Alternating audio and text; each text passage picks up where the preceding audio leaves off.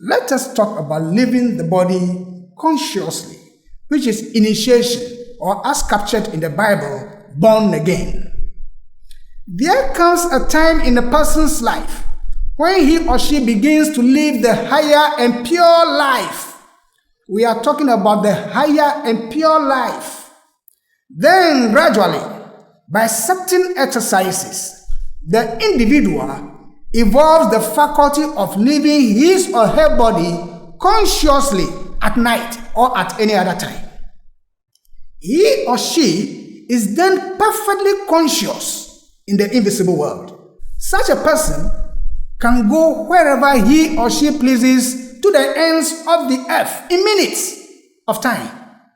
Thinking about it is being there. That person can go anywhere in this world.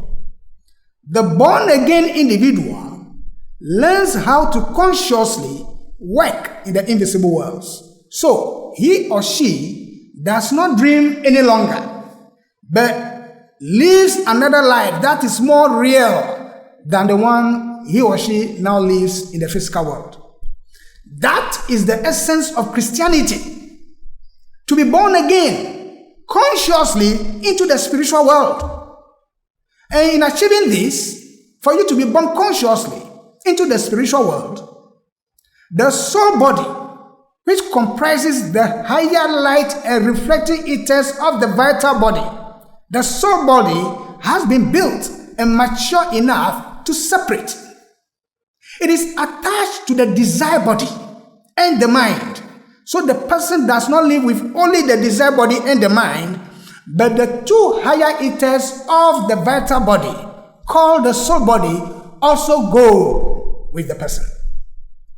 The individual can go to any part of the globe, still connected by the silver cord. At a higher level, at a very high level, such a person can materialize or appear and perform service elsewhere, while the original dense body lies on the bed in his or her room. Solid materials, water, air, or fire, they are no barriers to such a person.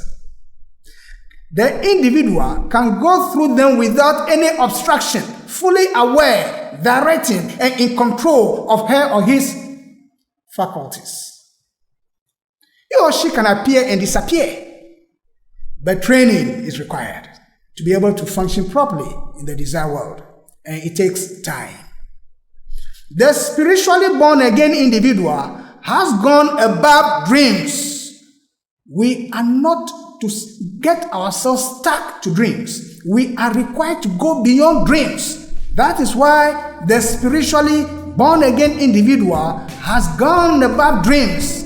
He or she is a citizen of both the super-physical world and the physical world. The person operates in two worlds, consciously. He or she knows how to consciously leave the body and re-enter through the head. He or she alone knows how to go out and come in and will have no fear that a different entity will possess his or her body while away from it.